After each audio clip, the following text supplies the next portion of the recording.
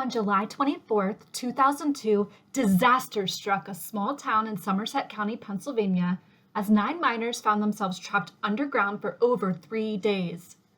The result of flooding in the Q Creek mine, a rescue mission was immediately employed.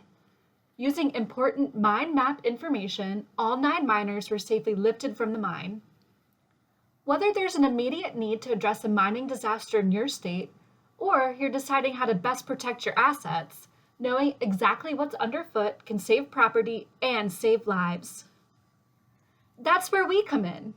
The National Mine Map Repository, or NMMR, located in the bituminous coal lands of Pittsburgh, Pennsylvania, archives mine maps from all over the country. This unique collection of mine maps is stored in a database the entire population can access. The archive process starts in the scanning room. We are equipped with several state-of-the-art table scanners to turn physical mine maps into high-resolution images. From there, experienced technicians analyze each mine map and input its information directly into the NMMR's database. Maps are delivered to customers on demand by contacting us. These maps are then used in numerous investigations and fieldwork. Some customers use maps to track genealogy and family history, and others want to know if their house is undermined while making the important decision to purchase subsidence insurance. Mine maps are also used for remediation in an effort to turn abandoned mine lands into something beautiful, like a botanical garden. Follow along as we show you how we archive mine maps and why our unique collection might benefit you. NMMR clients include state and local governments, engineering and mining companies, universities, historians, realtors, law enforcement agencies, and homeowners. Our maps bring great value to any project that depends on knowing the subsurface conditions of the earth, for infrastructure design, public safety projects, and homeowners. Maps are used for environmental, pre-construction, underground, and historical studies. The NMMR provides scanning services for both state and local governments. We also provide scanning services for private companies, granted we can place the mine map scans into our archive for the use of the public. One recent client includes an Alabama historian, Mr. Thomas Denny, who has been a customer of the NMMR since January of 2016.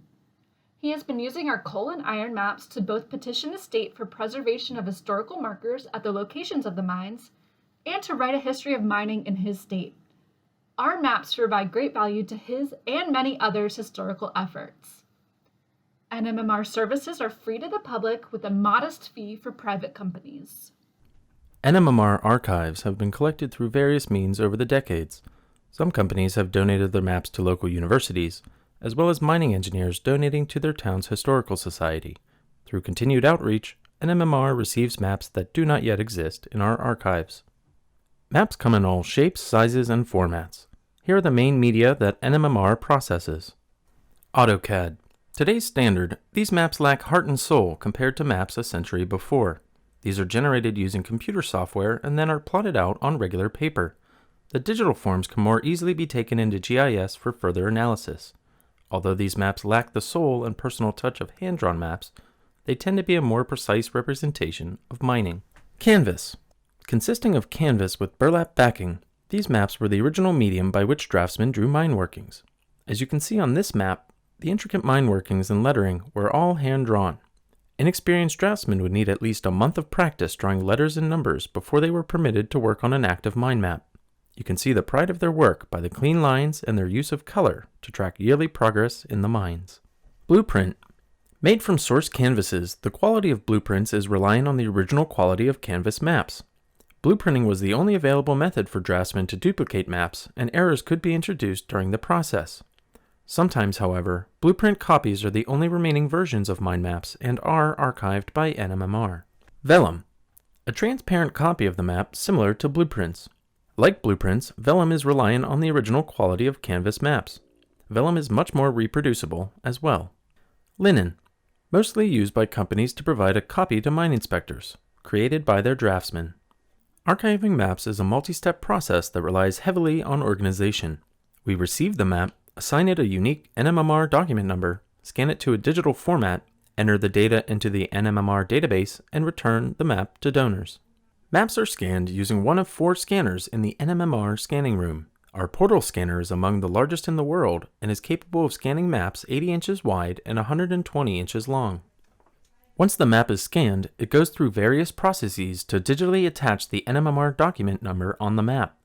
Using NMMR archiving standards, NMMR personnel provide quality assurance for each map, communicating if there are any issues and rescan maps if necessary. Scanning a map is only halfway on its journey into the NMMR archives. Ultimately, it must be located with precise longitude and latitude coordinates. Using a variety of GIS, historical records, and USGS topographic maps, mines are researched and located with evidence. This process is also subjected to NMMR quality assurance standards. Once approved, the NMMR document number can finally be queried by the public. This process is time-consuming, but worth the effort.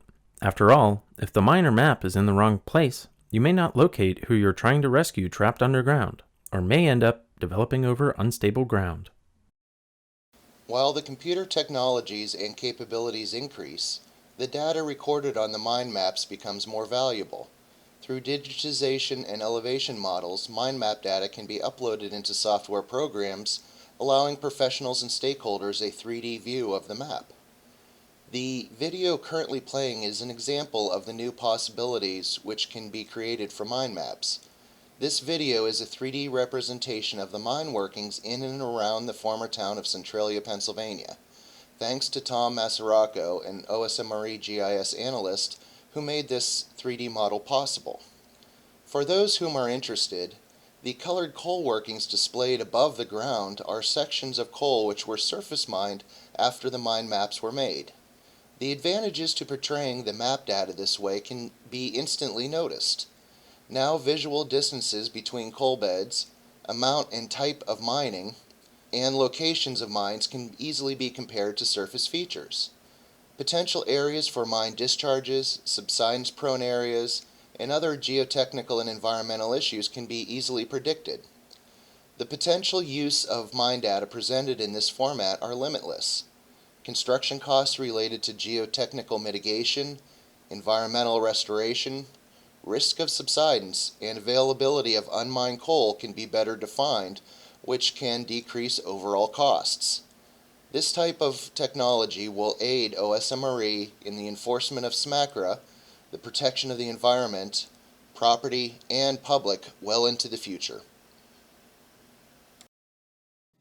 As you can see, we have an important job here in the NMMR. We take pride in preserving history, human lives, the environment, and mind maps for future generations. Our whole team has gathered today to answer any questions you might have, so we're happy to open up the floor to you now. Thanks for your interest in mind maps, and don't hesitate to contact us at nmmr@osmre.gov for any of your mind mapping needs.